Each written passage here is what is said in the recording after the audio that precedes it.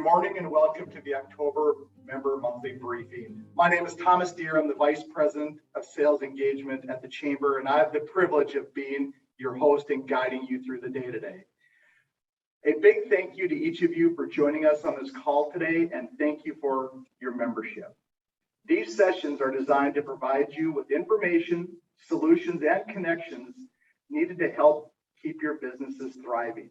You have joined today in listen-only mode with your microphones and cameras muted. We do encourage you to ask questions throughout the program using Zoom's chat box. We have a fantastic lineup today, so let's get going. Please welcome Jill Meyer, President of the Cincinnati USA Regional Chamber. Good morning, everybody. Thank you so much for being here for our October briefing. I can't believe we're in October, but hello, fall. We're so glad you're here again today. We have another great program lined up. And before I get to introduce our keynote speaker to you, I have a few highlights of some things we've been keeping ourselves busy with here on behalf of the region. But I want to start with something really fun and unusual and something we'll never get to do again, at least not for a long time. You may have seen that yesterday we across the city celebrated the 150th anniversary of the Tyler Davidson Fountain. As we said yesterday, it's the most recognizable feature of our city. But here's what's cool. City leaders spoke, and I was given the great honor to add some remarks to the ceremony. And what we were able to, who am I kidding? What Brendan Cull, who many of you know on our team, who is a history buff and a lover of all things reading and books, he was able to find that when the Tyler Davidson Fountain was originally dedicated, it was done so by a group that was chaired by the chamber president in 1871.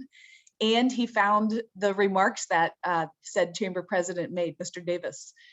So it was super fun. I got to share some of those words, but to reflect on 150 years of our gathering spot from across the region, really, that Fountain Square and the genius of water is really such an iconic place for all of us. If you haven't been down to the square for a while, do it. Yesterday, we had a great day for the rededication. So she is still there waiting for you all to come play in the waters. I'll shift in, that was a fun thing. Let me shift into something that we talk and think and eat and sleep every day, which is economics. Big news that I'm going to share with you today. You may have seen the news. I think we may have broken it yesterday or maybe today. The Economic Development Administration at the federal government has awarded to our Minority Business Accelerator a 3-year grant of $1.5 million. That is a lot of money. It's huge news. And they gave just 50 grants across the country.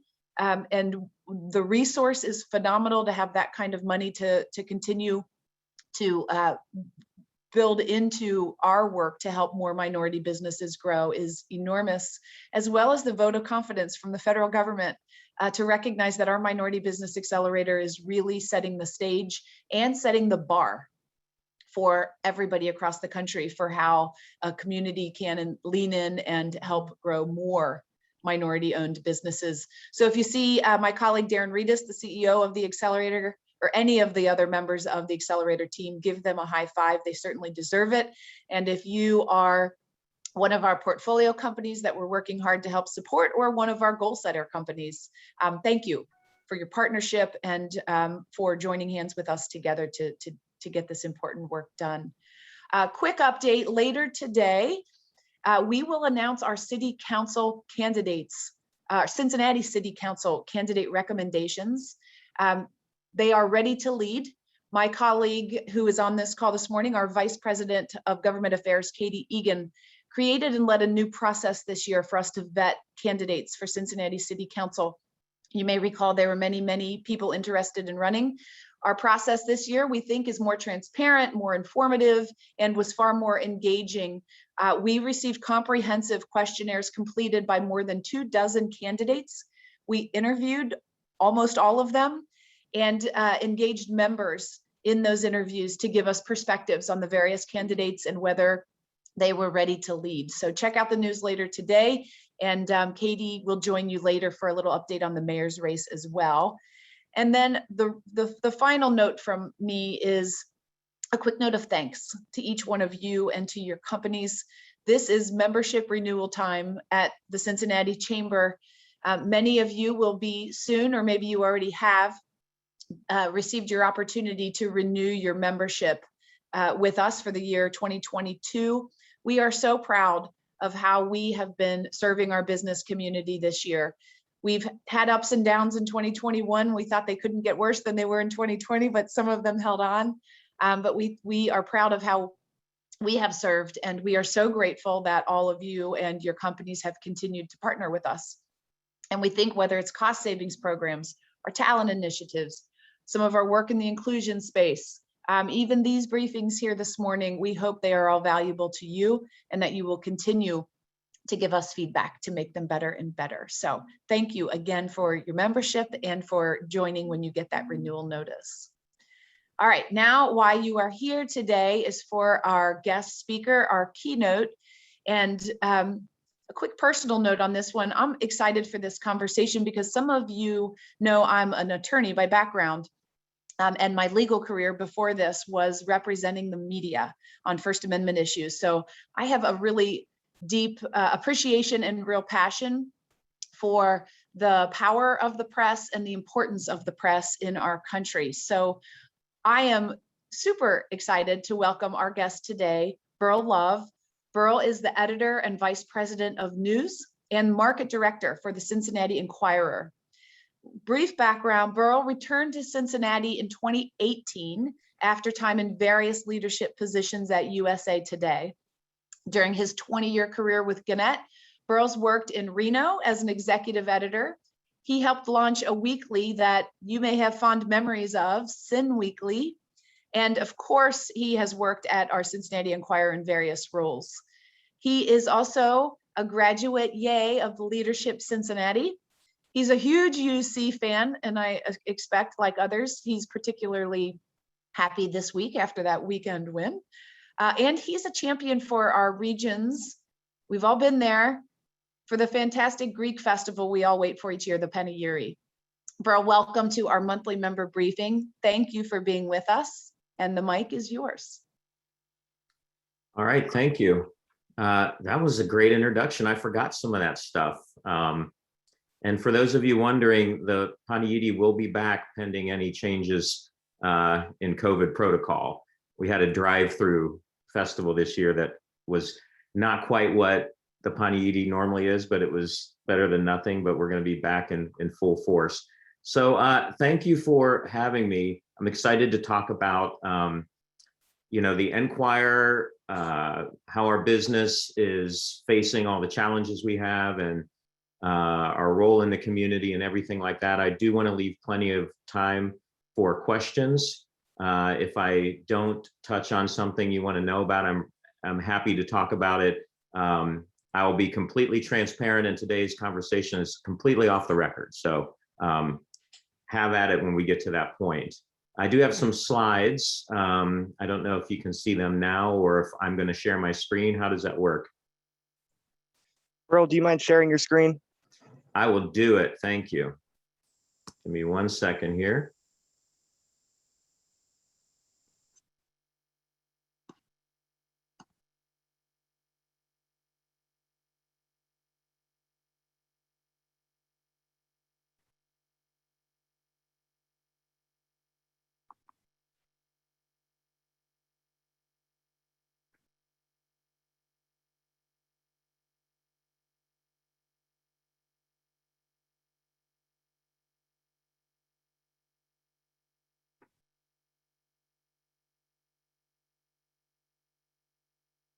All right. Do you see the Cincinnati.com Enquirer logo? Awesome. So when I tell people what I do, they often pause and give that concerned look, like you might get if you've had a death in your family, because their perception about newspapers tends to be based on what a newspaper used to be, and understanding that, like most legacy media organizations, things aren't what they used to be. But like Mark Twain said, the reports of our death have been greatly exaggerated because, as you hopefully know, we are much more than what a traditional newspaper is. And so we'll talk about that a little bit.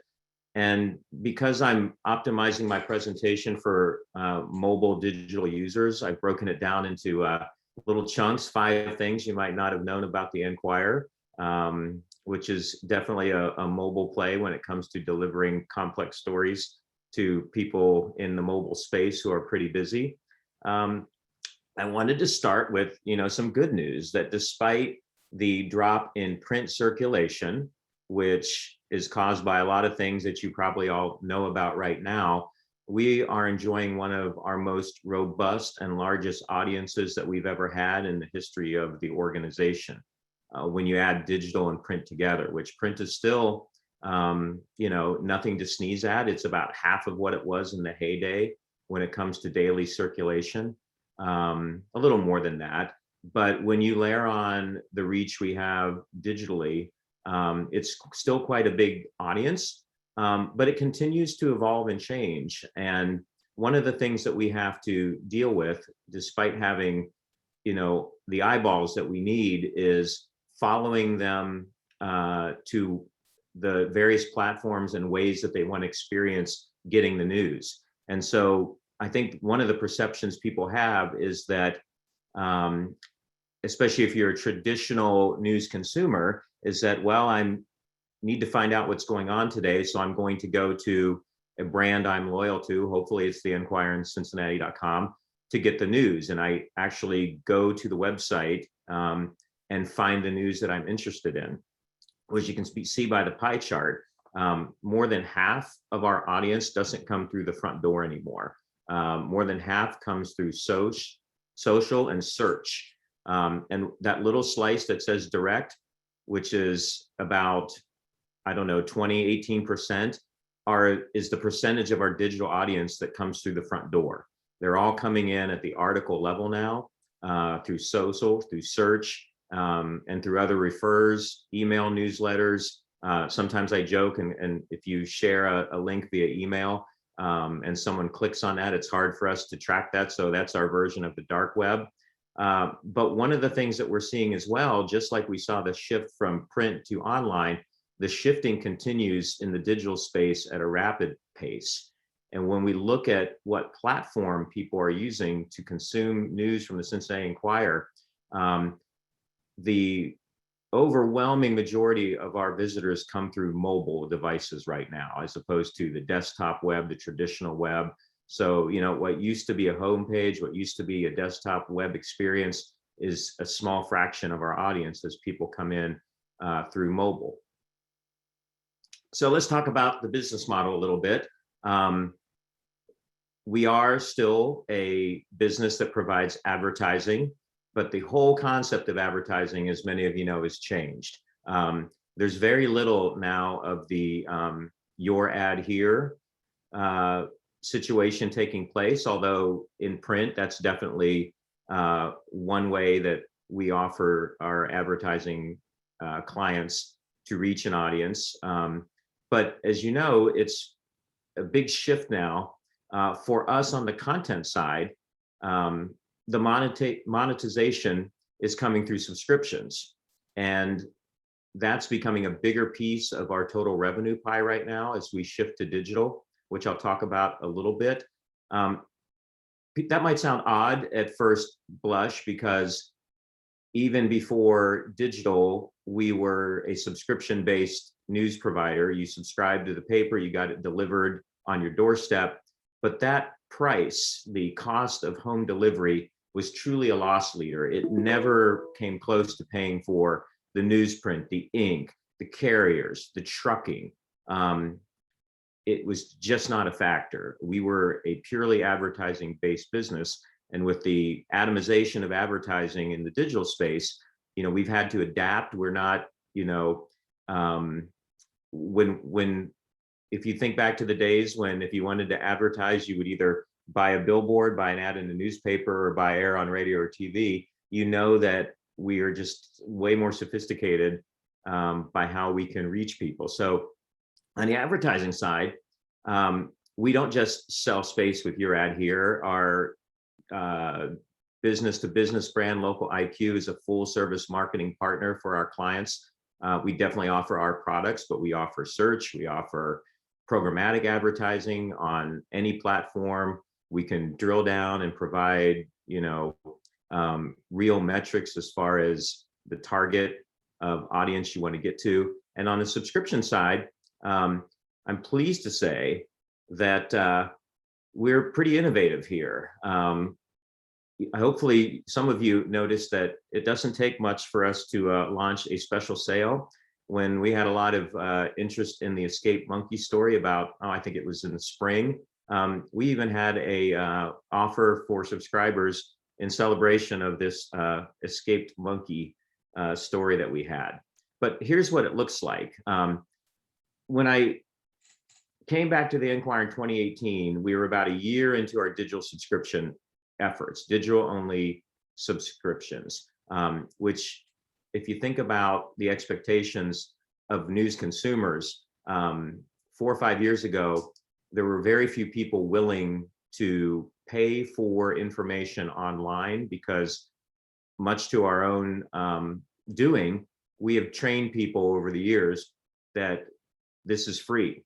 And I think that was probably a smart strategy just to maintain the audience, but long-term it was not sustainable, because I'm speaking to a business group here, you know that free is a lousy business model. So on the content side, if you think back to 2015, where we had no digital only subscribers, today we're approaching 36,000 digital only subscribers that have a transactional relationship with us because they want to stay informed, they appreciate local news, and we're delivering it in a way that they see value in.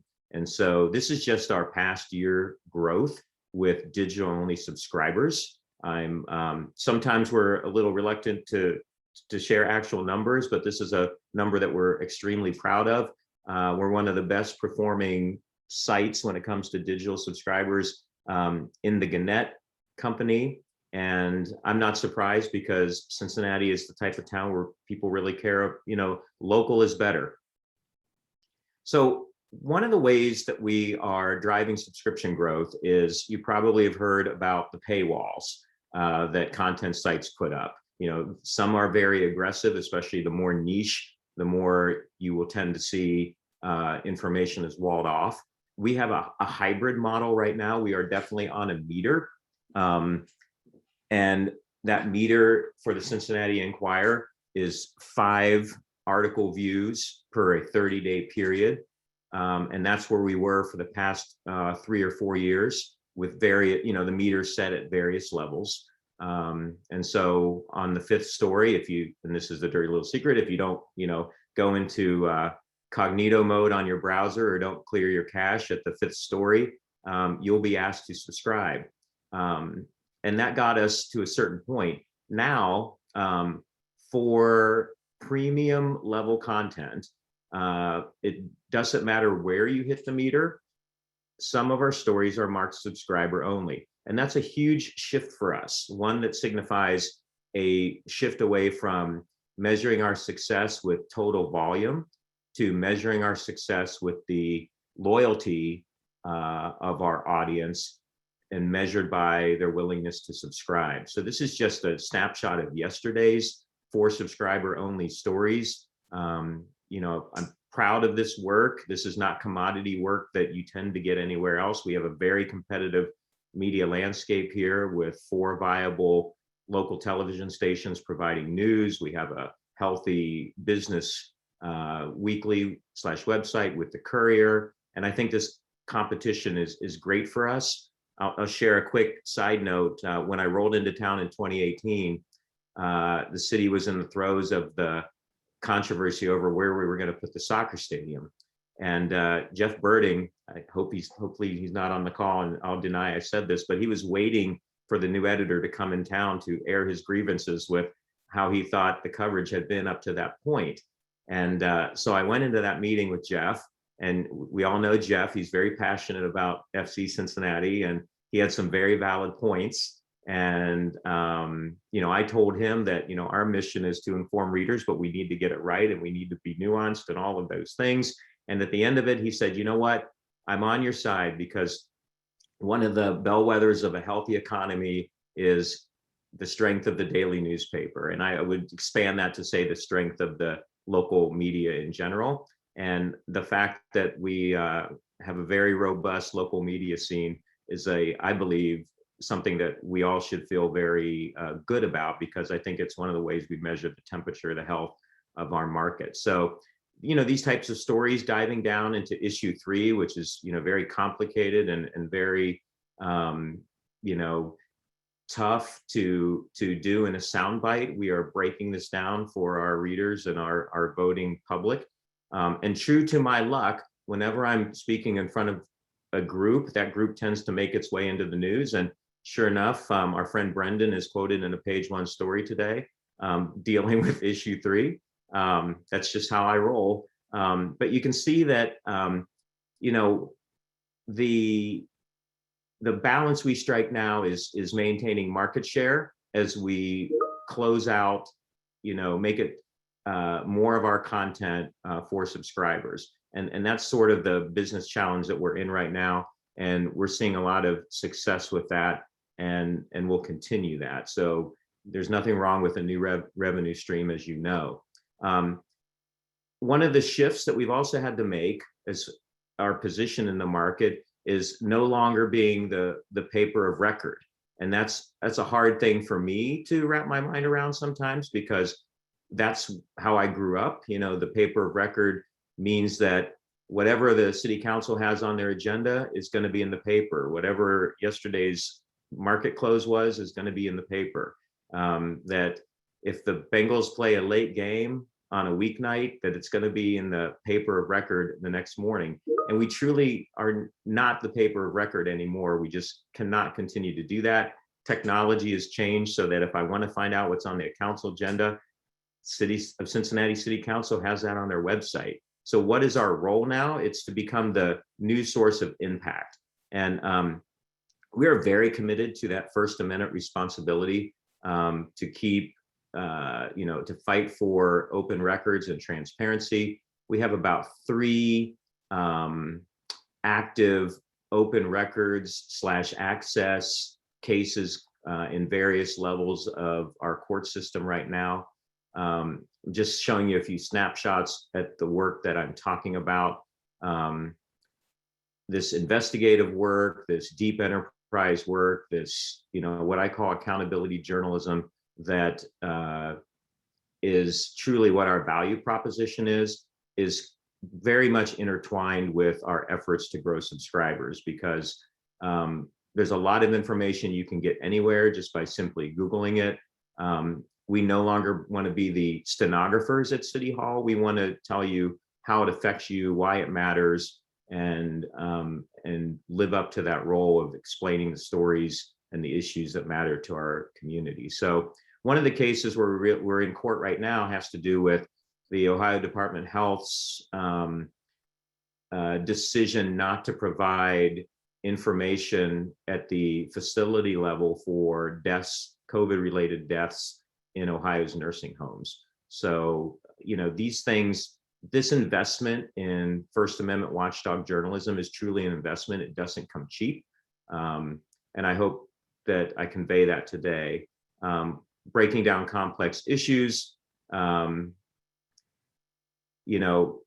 our mayor very upset sometimes when we want to point out, follow the money between campaign donations and to elected leaders and how they're tied to development projects, helping people understand these things, because these are the things that lead to debate in our community, and we hope to provide information so people can make up their minds. So we talk about top level work. One of the things that I'm proud about, and this is something that's still going on through the courts, is that as smaller cities struggle economically and have less reporters covering stories, I think large organizations like ourselves, we have a more regional approach to our news coverage. It's up to us to go into towns like Portsmouth, where thanks to our investigation, a longtime defense attorney who was a member of the city council, but was also involved in sex trafficking, is now going to have his day in court. And then, of course, I'd be remiss if I didn't remind everybody that your Cincinnati Enquirer won the Pulitzer Prize for local journalism in 2018 for its ongoing coverage of the opioid epidemic, which we don't talk a lot about anymore because we've gone from an epidemic to a pandemic. But that's still the story that we cover aggressively. We still have a reporter devoted to covering the issues around addiction and helping our community heal. So before we get into the Q&A part, briefly, I wanted to mention to you that in case you missed it, about 2 years ago, Gannett, which was the largest newspaper company in terms of circulation, merged with Gatehouse, which was the largest in terms of titles in various markets. And so after years and years of competing aggressively with the Columbus Dispatch, we are now sister news organizations with the Columbus Dispatch and the Akron Beacon Journal, and a total of 21 smaller sites across the state. So this has really allowed us to beef up our statewide coverage, things going on in Columbus. The Enquirer used to have a 2-person bureau in Columbus. Now the Cincinnati Enquirer bureau chief is over a combined news bureau with 7 reporters that are covering everything going on in Columbus as it affects the state for our Ohio News Network. We still have a specialist devoted to Southwest Ohio issues in Columbus, but this has really allowed us to, I think, do some deep and important coverage, especially with how the state dealt with the pandemic and all kinds of other important things. The householder investigation, we were really able to do much more than we would have alone by partnering with primarily the Columbus Dispatch. That said, one of the reasons I've stayed with Gannett so long is because Gannett is a company that understands that these news organizations might be owned by the corporation, but they belong to the community and they care about the local investment. So we're completely engaged in our local community, whether it's, and I've got a few things up here to look at, we sponsored the first debate between our mayoral candidates. We are always partnering with nonprofits and special causes to provide promotion in kind. And we align with a lot of organizations in town. We just were one of the title sponsors for the Park Foundation's virtual Hats Off Luncheon. We're engaged in the community conversation, not just with the debate, but our very popular That's So Cincinnati podcast, which many of you have been guests on. We're about to have our 53rd annual Enquirer Women of the Year luncheon. We have Catherine Nero out and about doing one of the most popular Facebook-based morning news programs. And then, of course, I just wanted to remind everybody that the Cincinnati Enquirer is the reigning champion at the Quacky Games that lead up to the Free Store Food Bank's regatta. So, the people that work at the Cincinnati Enquirer, we live here, we send our kids to school here, we care about this community. I know sometimes we're calling people for comment on the worst day of their lives, but we're not all gloom and doom. We have a role to do. It is our job to shine the light where it needs to be shined, but we're also heavily invested in the community. And I just wanted to end with a little commercial. I'm really honored to be part of the Real Men Wear Pink effort, along with my Forest Park High School class of '84 fellow classmate, Chief Isaac. And if you're so compelled, Google Real Men Wear Pink Cincinnati, find my page, donate early and donate often. And I thank you for your time today. Beryl, thank you. That little gem there at the end is so Cincinnati. Who would have thought the editor of the paper and our police chief are longtime childhood friends. That's awesome. We had some questions, but you gave such a wonderful, thorough overview, I think, of the changing business and how that really impacts the readers and your team. Thank you for sharing all of that with us. I'm going to ask just one question as we go, because you said it, everything's local at the end of the day, local, local, local. You have the subscriber content, which I'm super excited about and reading closely. What's the impact when we have had a red season like we had, and we have the Bengals on the cusp of getting us excited? Does that local sports pride play a role in how many clicks you guys get? I mean, it absolutely does. I mean, we you know, there's an old saying that that sports reporters, you're not allowed to cheer in the press box, but we're all cheering for wins, because those exciting moments are when the city comes together, and all of us get a lift from that. So yeah, the last 2 seasons for the Bengals, with the interest in Joe Burrow, has been really good for business, for our business, just like any event. And it was hard to watch the Cardinals in the wild card game last night, because that should have been the Reds, but I cheered against them. I'll admit, I was booing when I should have, and I cheered when I should have. Beryl, thank you so much. Thank you. The Cincinnati pride comes through, and we are lucky to have you at the helm of the Enquirer and Cincinnati.com. Thanks for all that you guys do, and thank you for taking your time to be with us this morning. Thank you. Thomas, I'll turn it back to you. Beryl, thank you. During this chaotic and confusing time we've been in, you and the Enquirer have delivered news that we depend on, and we really thank you for that. It's my pleasure to introduce 3 chamber members who have been making an impact over the past few months and have very big things ahead. Today, we're going to hear from Adam Davey from VonLehman, Stevie Swain from Swain Consulting, and Sylvia Buxton from Perfetti van Melle. First up is Adam Davey. He's the shareholder and managing partner with VonLehman CPA and advisory firm. VonLehman has been a partner at the Chamber since 2012. Adam joined VonLehman in 1994 and has served in various leadership roles that include Director of Assurance Services, the Board of Directors, and the Executive Committee.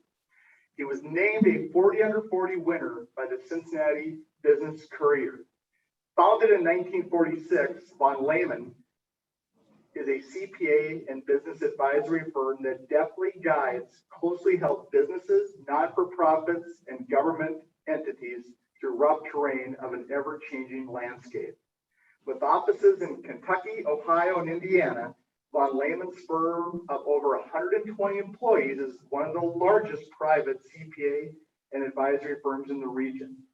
Their constant growth is attributed to a strong dedication of their clients, their employees, and a long-standing commitment to the community. Welcome, Adam. Thanks, Thomas, and thanks to the Chamber for the opportunity to talk today. Definitely one note on that introduction, the 40 under 40 award was back in my younger days, so that was a few years back, but thank you. So just thought I'd share a little bit about VonLehman and then talk a little bit about some of the hot issues that we're dealing with right now in terms of client interactions. So a lot of this Thomas already covered, but I'll just touch on it briefly. Hopefully most on this call are familiar with VonLehman or have at least heard of VonLehman, but for those who haven't, we are a regional CPA and advisory firm with offices in Kentucky, Ohio, and Indiana. Depending on the season, we have about 140 employees. We ramp up during tax time. And really, our mission is to really become a business partner with our clients. So talk to our clients about what their needs are and try to find creative solutions to help them address those needs. Markets we serve are kind of core markets are construction, real estate, manufacturing, nonprofit. We also touch on some of these others. Professional services is a pretty broad category, but that is actually our fastest growing. So whether it's a logistics company or a research company or an architectural firm, various clients in that space. Some of the services we provide, your traditional audit and attestation engagements, tax, consulting, employee benefit plan audits.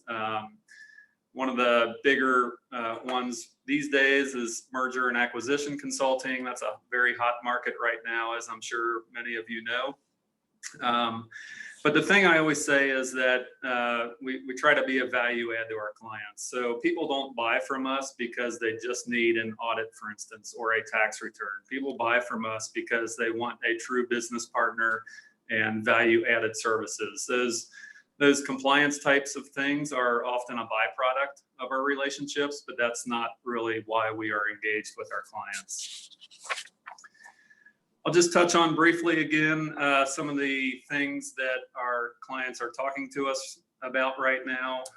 PPP loans is still a topic of conversation, although many of those are winding down at this point. I think a lot of the forgiveness applications are either submitted or have already been received, so that's all positive. Probably the biggest thing right now is this employee retention tax credit, which was part of the COVID-19 relief. That is ongoing through the remainder of this year and is a really big deal for lots of clients. It has a very positive impact for clients that qualify for those credits. Dealing with a lot of ownership succession issues, whether it's external sale, there's a lot of private equity money coming into the market.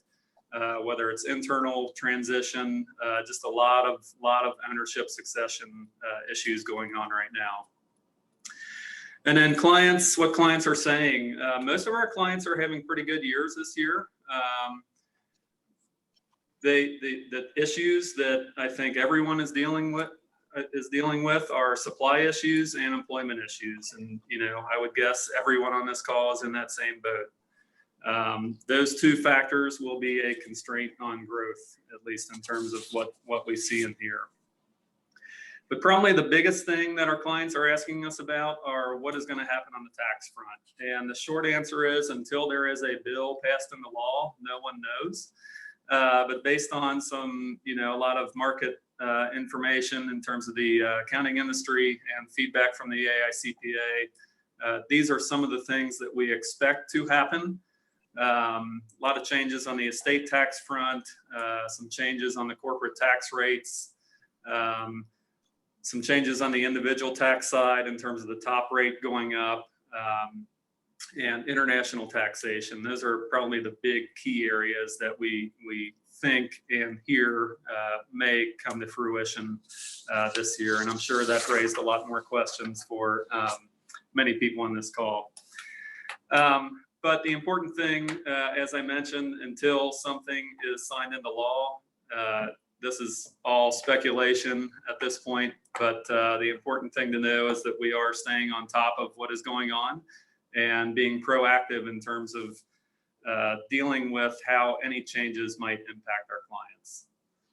So that is all I had this morning. Thank you, Adam. I loved your statement that VonLehman is an engaged business partner. I wrote that down because that really is a difference maker. Thank you, Adam, for your time today. We appreciate it. Thank you. Next up is Stevie Swain, President and CEO of Swain Consulting. Stevie founded Swain Consulting to help businesses reach their financial goals through the Federal Work Opportunity Tax Credit Program. She helps employers receive a reduction in their tax liability, which benefits employers who hire from specific categories that typically face significant barriers to employment. Stevie has the largest African-American female-owned work opportunity tax credit processing company in the Midwest. She serves on numerous boards that include the Talbert House, the Queen City Foundation, WCPO, the Cincinnati African-American Chamber, and is a graduate of the Executive Business Accelerator. Welcome, Stevie. Thank you for having me. Good morning, everybody. Actually, the Swain Consulting, we are a financial consulting firm with an emphasis on the Work Opportunity Tax Credit Program. The reason that we are so pushy, I guess you could say, nicely pushy, my goal is to educate our clients on this particular program. I think it's misunderstood. There's a lot of companies out here that think they understand the program. They feel like it's a lot of work and not worth the time spent. That's why they should utilize us as a vendor, because we actually do all of the legwork. Right now is a perfect time. If we could move through the slides.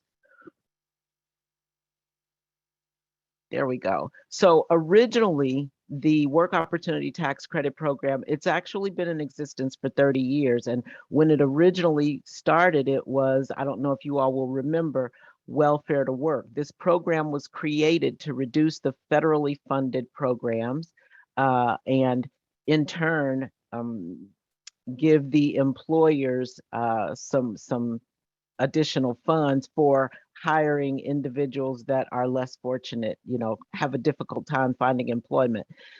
It originally started to get people off of welfare and food stamps, but over the 30 years, there's now, as you can see, 10 different categories that these individuals can qualify a company for these tax credits. Next slide, please.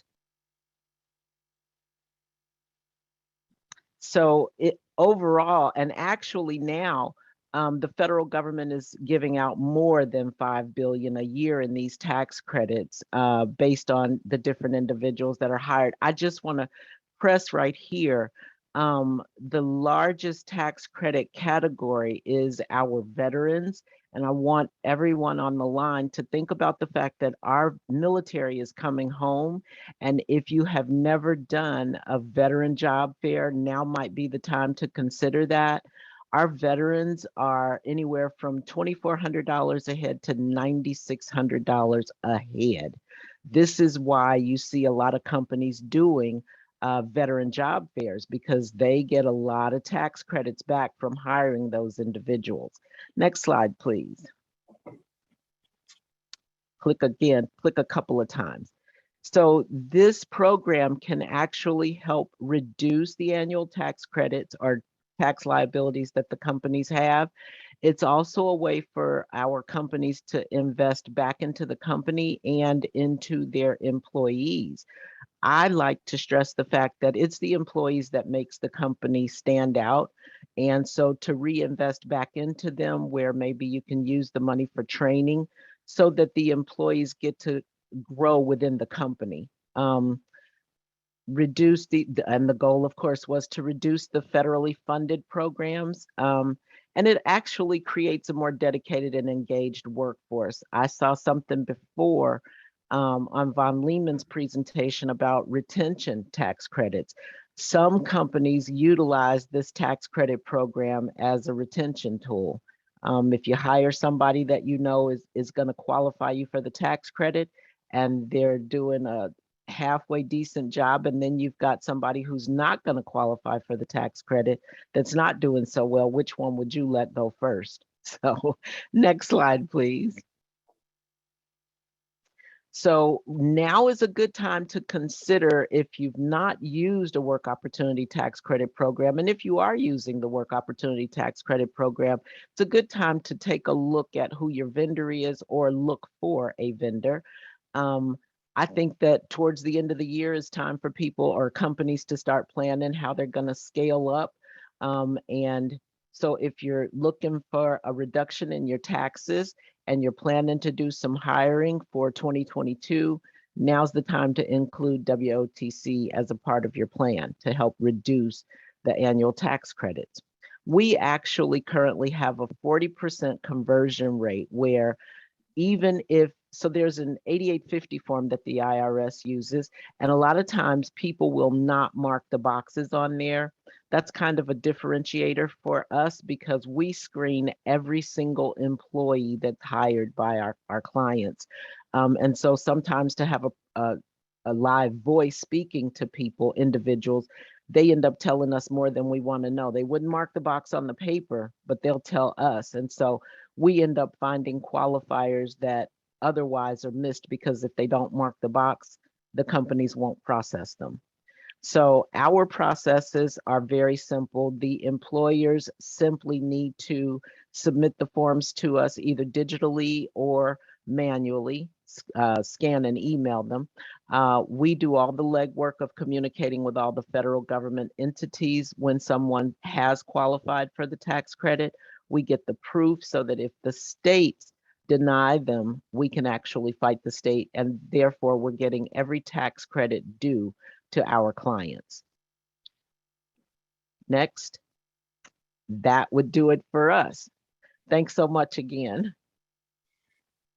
Thank you very much, Stevie. Just one thing, if you haven't had a chance to pick up, I don't know if you can see this, the fall edition of Sheryl magazine, I encourage you to do so.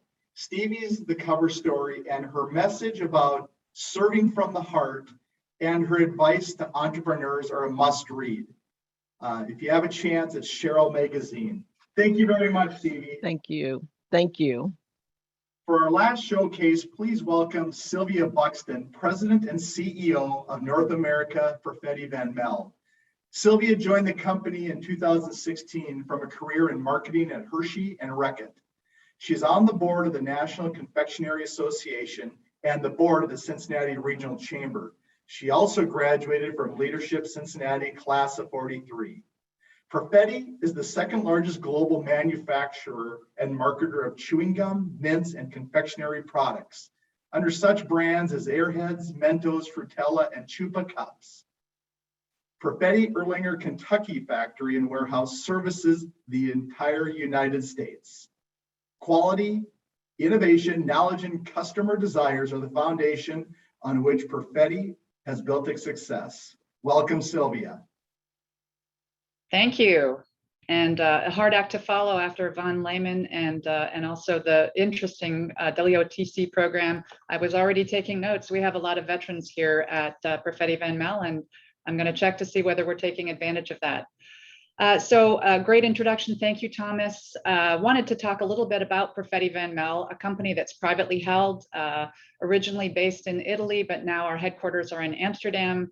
We are a purpose-driven and values-led organization. Our purpose is innovative treats, bringing great brands to consumers to bring smiles to their faces, and also about a better future. And that really links very well to our company values. And a lot of companies have values that they put on their websites. We believe in making sure that we bring our values to life. First, it's all about care for people. That's our 500 employees here in the US, as well as more than 18,000 employees globally. Dedication to the consumer, it all starts there, and making sure that they're happy with our great products and brands. And importantly, social and environmental responsibility. We're great corporate citizens. We donate products as well as funds to many organizations around the tri-state area, particularly families with children in need, which we think is a great fit for our brands.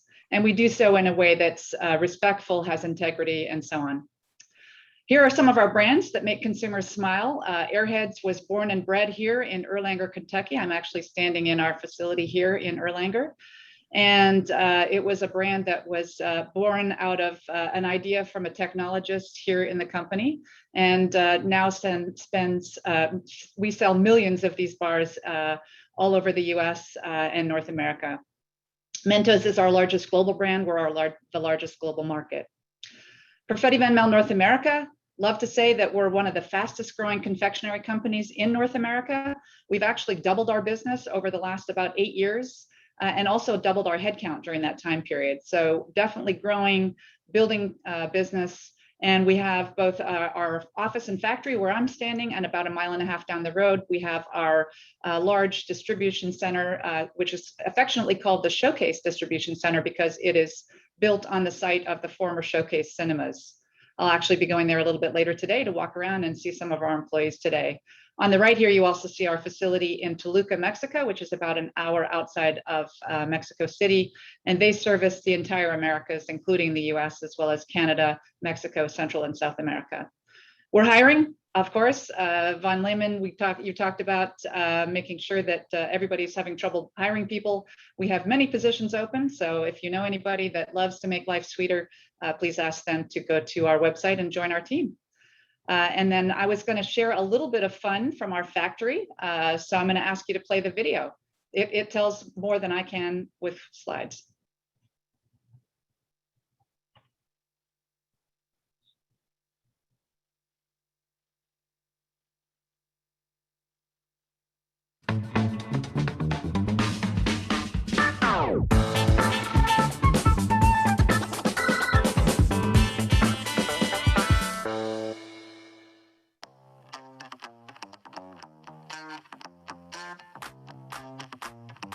Welcome to Perfetti Van Melle. Let's go check out the factory.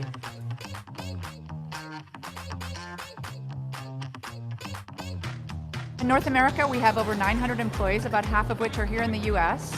And we make products such as Mentos candies, Mentos gum, Airheads bars, Airhead bites, Extremes belts, Extremes bites, and many more.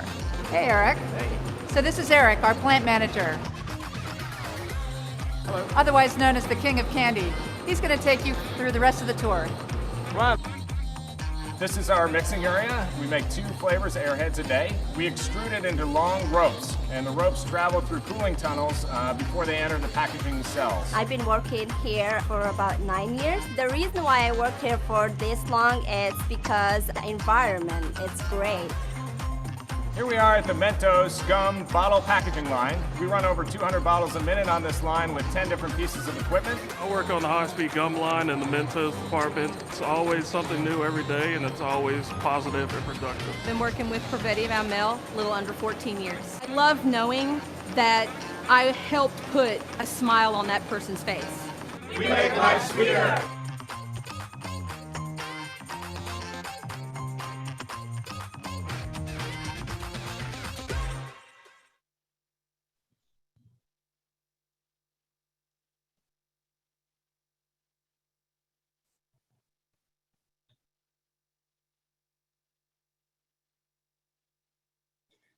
Thank you, Sylvia. Well done. Fun fact, I challenge you during this Halloween season to count the number of Airheads you encounter. I don't know if you're aware of this, but Perfetti makes 3 million Airheads per day. 3 million per day at their Erlanger location. Thank you, Sylvia. I want to thank these members for being part of our monthly member briefing. Switching gears, the Cincinnati Regional Chamber is a total of 10 benefit partners that enhance your business on an everyday basis. For our benefit partner, we're thrilled to have Mike Chichak, Safety and Risk Management Consultant from Sheakley. Mike is an expert in his field, having been with Sheakley since 2002. Founded in 1963, Sheakley assists employers in navigating and simplifying the many complexities of risk management. Their comprehensive results-oriented solutions are designed to create and maintain a culture of workplace safety that reduces overall costs, minimizes the frequency and severity of claims, and ensures complete compliance. When you partner with Sheakley, your risk is transformed into your reward. Welcome, Mike. Thomas, thank you. And Sylvia, Willy Wonka has nothing on you. That's very impressive. Thank you for that. Thanks, Thomas. And thanks to our clients that may be attending. We hope you have questions, but if you do, please type them into the chat box. Next slide, please. Next slide. So we're thankful for the chambership with the partner chambership. We've been partnered now for 30 years. Over those 30 years, the total workers' comp savings for members, you ready for this? It's approximately $600,256,479. How about that? That is a powerful impact that your chamber membership has on your business and has had on the community for 3 decades. So this morning, we'll let you know a little bit about Sheakley. Our hope is you leave with a solid understanding of which workers' comp program, group program called Chamber Comp, is the best program for your business. We'll cover the pros and cons of each program, important questions to ask when you're shopping, and why safety and risk management are so crucial. Slide, please. We're family owned, celebrating 58 years of service. We're known as a third-party administrator for workers' comp claims management, but also unemployment claims management. We're also a managed care organization to help on the injured worker side.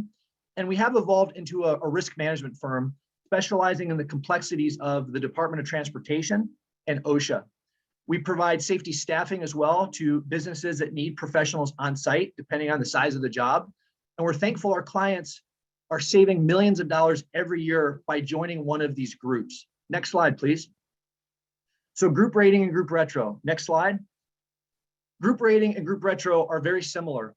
And this chart shows the biggest differences. The big difference is, do you need cash flow now, or does it make business sense to potentially save more later on? Both programs are pooling chamber members together by industry. Both are a 1-year program and require a 2-hour green year training if you had a claim. Now, group rating is based on a 4-year look back of claims that already happened. So that's a known variable. Group retro is where we're trying to predict future claims for 1 year into the future. There's no real risk with traditional group rating. You see your savings upfront right on your rates on the bill that you're paying. So it's pretty much a sure thing. Now, group retro does come with some risk because nobody can predict future claims exactly, and rebates come back to the business over a 3-year window. So it takes time to get that full refund. So let's look at both programs in detail. Slide, please. So the deadline on group rating, this is important. It's November 19th. So now is the time. It's a crucial time to apply to see if you're eligible to get a free quote. This is by far the more well-known popular option with about 78,000 participants. And of course, the sponsor is the Cincinnati Chamber. So why Sheakley and the Chamber? Well, we bring a value add of expertise when it comes to managing claims and additional safety services. So the Ohio Bureau of Workers' Comp tracks how aggressive third-party administrators are when it comes to settling claims, finding pre-existing conditions. And thankfully, Sheakley is at the top of that list. That's important because aggressive claims management reduces the rates and the costs, and it protects the overall group. And we use a team approach to manage claims, and we have an entire safety division available to help clients with safety needs. Next slide, please. Group retro deadline now is still important to apply, but that deadline is January 28th of 2022. Again, this is a refund program. You don't see savings up front like you do in group.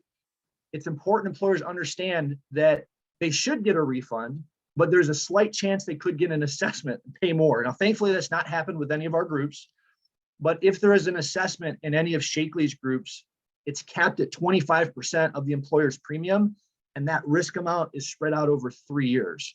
Now, some of our competitors have groups with risk factors of 40%, and this program has grown in popularity because a lot of employers are saying, hey, if I've got the cash flow, I can double or triple my savings compared to the traditional group and retro, and they have that cash flow so they can wait for a larger rebate if it's 2 or 3 times what they would save in group. So there's 8,700 employers in this versus the 77,000. So hear me out here, if you're a small business with no claims and you can get into that traditional group at a 53% savings, that's absolutely the best way to go.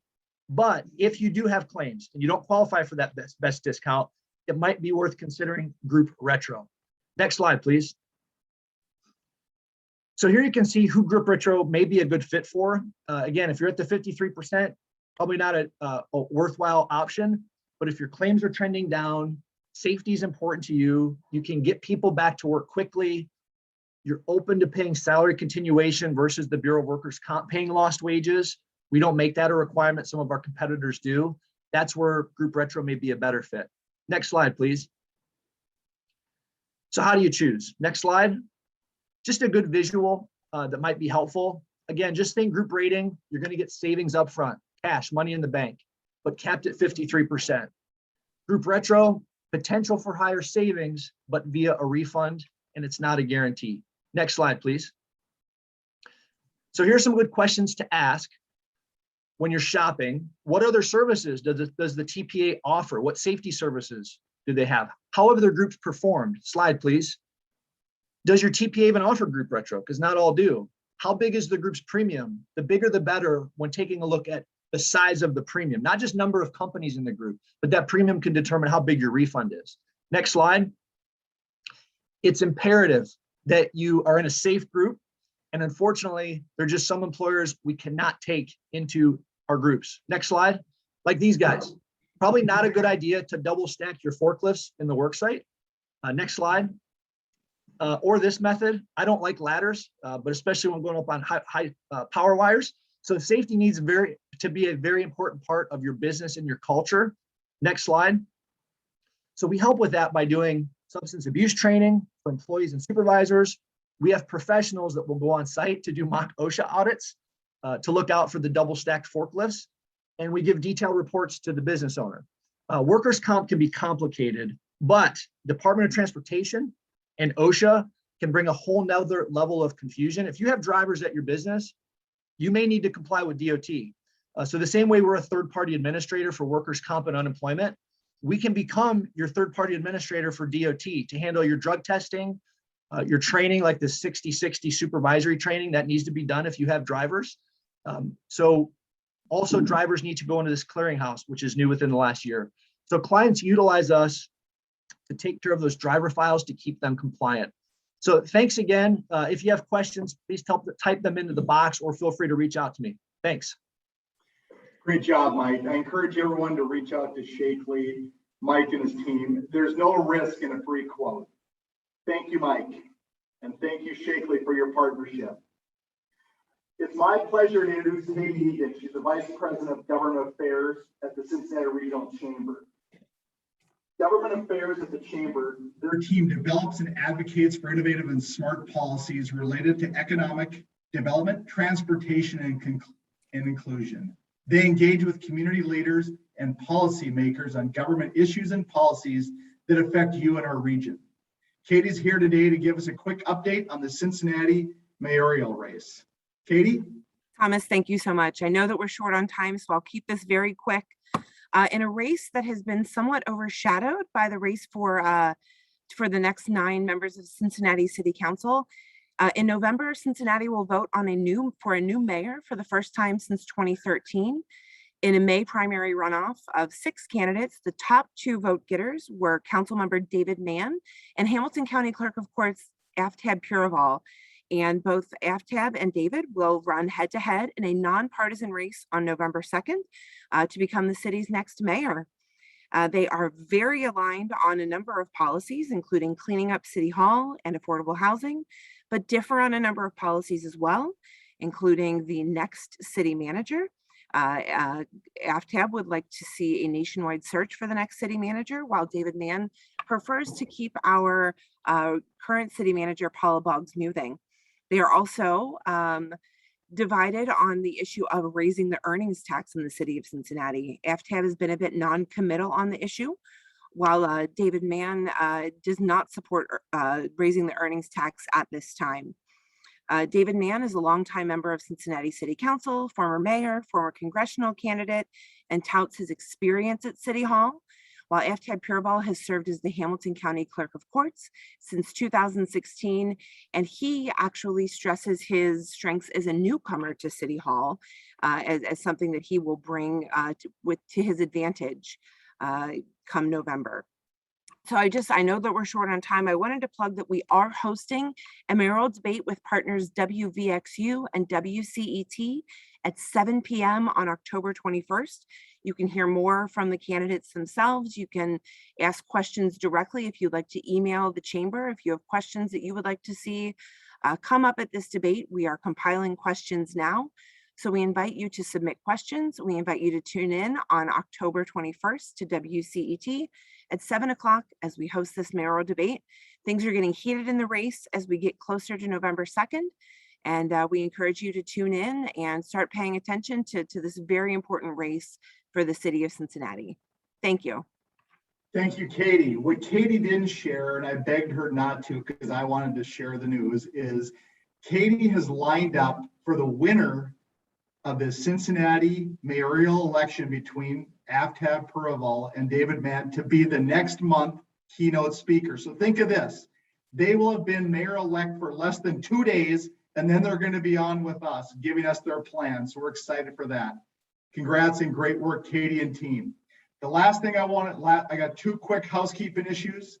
I invite all of you to join the chamber on October 28th from 4 to 6 p.m. as we join forces with the Claremont Chamber of Commerce and co-host a converged networking event at Little Miami Brewing and Events Center in Milford. You can register on the chamber website, and we look forward to seeing everybody there.